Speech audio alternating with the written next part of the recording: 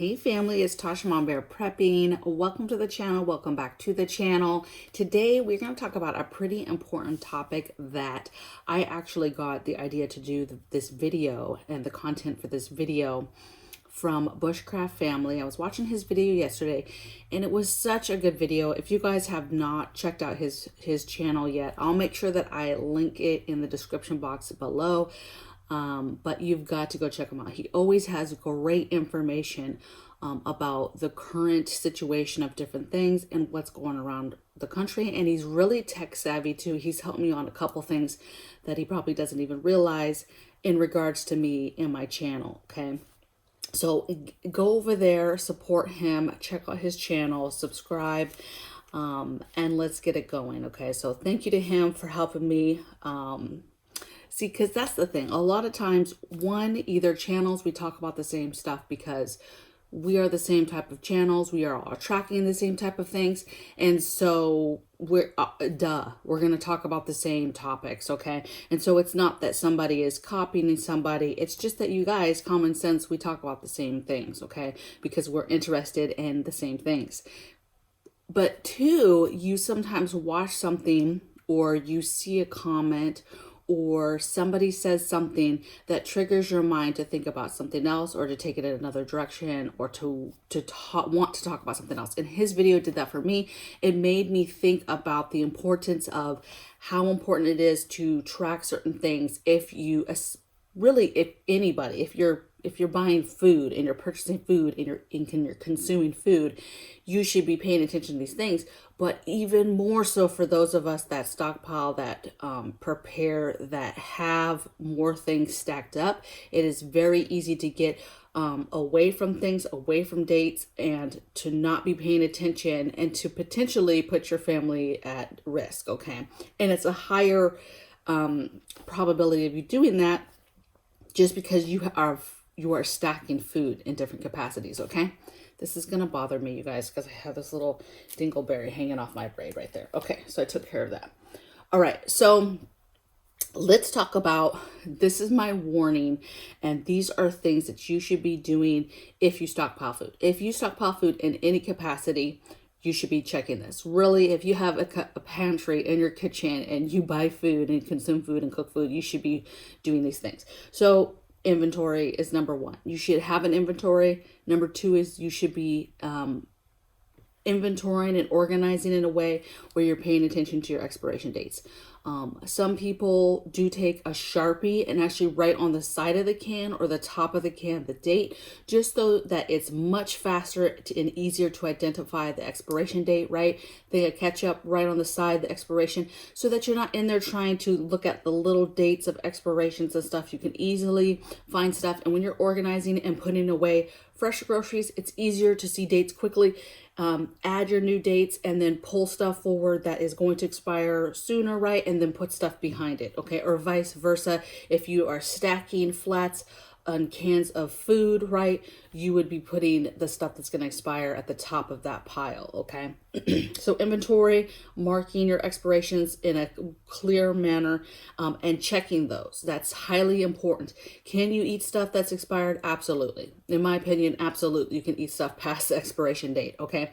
But again, you're just going to do all the checks and balances that you would do for canning or anything else you were about to eat, right? You're going to inspect the product itself, see if it's been damaged, compromised at all, bulging, anything like that. You're going to open it. Was it hard to open? Was there something that you could see as you opened it? You're going to smell it. Okay. And of course you're going to taste it and see. All those things matter. Okay. So those are your basics. But what his video really helped me think about is, and we do this, but you take it for granted. And so I have a lot of new preppers and new subscribers that are just now starting to get into prepping. And I want to make sure that you're checking these things. Recently, we've had a lot of recalls. Okay. And so you should be paying attention to recalls. There's different websites and stuff for recalls. it's usually on the news. If it's a big recall, you might hear about it through some sort of social media or researching it, or you're on the internet for something else and you come across it. But recalls, you guys, okay, you have to pay attention. And we've had quite a few lately for several different things. So you need to be paying attention to recalls, because if something's recalled, the first thing I do is I think, and I look at my preps and I think, okay, did I buy that product? Let's say, for example, a few days ago, they were talking about ham was being recalled. So you take a look at that brand of ham, what exactly is being recalled, so that you don't panic if it's not all ham, but you need to think about that product, what that product goes into. So not just the product, but do they process anything else? Okay, do they have their product in any other products? Okay, and then you take a look and see if you have that product in your preps. Another thing you could do is, if you get very overwhelmed and you can't possibly remember, like I remember, or I can visually see the names, right? But let's say you can some ham and you can't remember. You need to start, maybe, especially if you're overwhelmed like that and you cannot remember what you're getting, you need to keep a log, right? You could keep a log for the kinds of meat you're canning, so that you know, oh, I canned this type of ham, for example, okay? But that will help you too. That way, let's say there's a recall on ground beef and you canned a bunch of it, you've put some in some soups, you've done all this stuff, and now it's like you don't know if you've canned, potentially meat that was bad or recalled or whatever, okay? Now, did the process of canning kill anything? Maybe, but who knows, right? It's that peace of mind, okay? And so tracking your the recalls is super important for you if you're prepping, okay? There was something else that was recalled a while ago. We had to look and see what brands. Oh, it was roast beef, canned roast beef, that a lot of preppers prep, because it's a meat, it's in a can, it's actually pretty delicious. It's very easy to eat over rice or potatoes. And so there were certain cans of that, and there was actually a couple different varieties that were being recalled, okay? And so you have to look at your preps, see what kind you had, and make sure that you're not compromised, okay? You should also be checking out outbreaks. Think about, okay, regular viruses and things like that. Yeah, pay attention, but remember, some of these things start through animals, right? Bird flu, some of these things start through animals, monkeys, chickens, other birds that travel and with it. So there's a lot of things that swine flu, there's flus and viruses that oftentimes start in animals. And so if you're paying attention to the big picture about what's going on in the world, where there are outbreaks for different viruses, that is important, okay? Foodborne illnesses is another one. You should be tracking when you hear E. coli breakouts or salmonella outbreaks. These are things that he was talking about in his video, that actually there's a lot of these going on right now, okay? So you should be kind of tracking what is happening around the world, what is happening around you, because all of those things matter when it comes to our food, okay? And growing our food, our capability to grow food, our capability as consumers to buy the food, get the food, process the food, keep the food, okay? And so these things are important. If you just go on with blinders and don't pay attention to any of this stuff, could you be lucky and not be affected?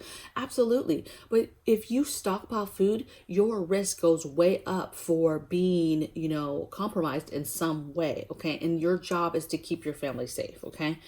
The last thing you want to do is stockpile this food and then find out that years later from now you eat something that was compromised a while ago and you never knew to take it off your shelf, okay?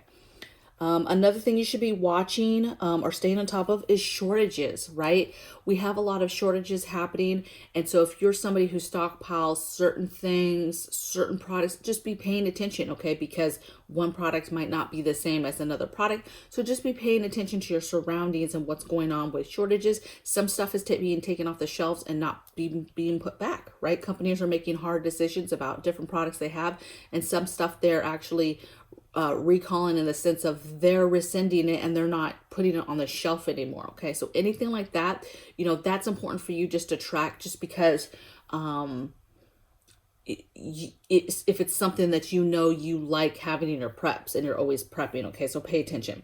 Discontinued items, I just kind of talked about, states' crops. So how are things doing in your state. He had a story, and he was talking about a story within his video content, and it really had me thinking about you understanding what your state, where you live, what they do, right? So understanding what is your state's crops that you grow, meaning that you grow, I'm not talking about your backyard gardens, but what is your crops that your state grows that they export out, right? That leave that state, right? What is your state known for? Okay, knowing those things is important, because later, if there's borders cut off, or if there's any kind of mandates, you know, he was talking about policies and laws being changed on what could come into that state, what could leave that state, which could hinder or whatever that state's capability of getting food or a certain type of food.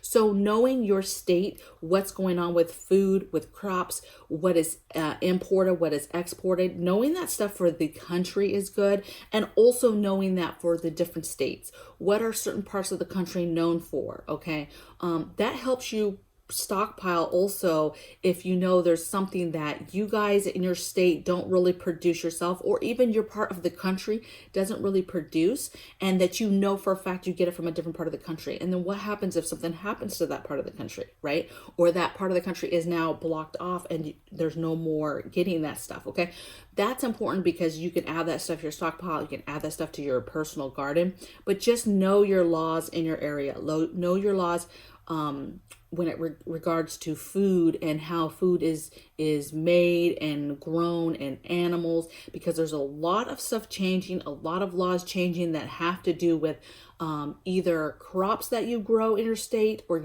your state gets, or animals, and the way animals are brought up and all this stuff. You already know they want to get rid of meat, you guys, in general, but be thinking about and knowing what those laws look like, and how things and what's going on in your neck of the woods, so that you know moves to make. Okay. And then, you know, grow what you eat. So I've said it 1,000 times, if you don't have a garden, you need to get into gardening. I'm about to start my second channel, and on that channel I'm going to talk about, it's a prepping to homesteading type channel. I'm going to show you how I'm going to homestead on less than a half of an acre, just about a half an acre, and how you can do that. You can do a backyard garden. That will feed your family. Okay, you savvy, that's like a lot of land. Okay, and if you love that land, it is enough to feed your family. Okay, if you're smart about what you're growing and how you're growing it. Okay, you're savvy. So learn to grow your food. Start doing that. Okay, I don't care if you have a little patio, I don't care if you're doing it in just a little windowsill somewhere, but you need to start growing food. There's a lot of savvy and ingenious ways to grow food. Okay, put a vertical wall. If you have only a space is just a little bit of a vertical wall outside on your patio or your balcony, just put it there. Okay, put some wood slats, put some little boxes, okay, up, and just plant. All right, it's very easy to do, but you need to start growing food, preserving food. And you know, if you stockpile, that has to be important, because all these things I talked about today play together, and you need to be paying attention to all of it so that you can be savvy, be safe, take away things that need to be taken away, add things that need to be added, because you can see that there's going to be deficiencies in some capacity. So like, for example, I can meat like crazy, because I fully believe that one day they're truly trying to take away animals, or severely reduce the amount of animals for eating. And so I want to can as much meat as I can, preserve as much meat as I can for the day that comes. Okay. And I have to spread it out until, you know, we evolve. We're going to evolve as a people, okay? And we're going to turn back to hunting and fishing and things like that if it gets to that. But, you know, and these are world problems later down the road, but they're problems that they're discussing now that they want to do. It's no secret what they want to do, okay?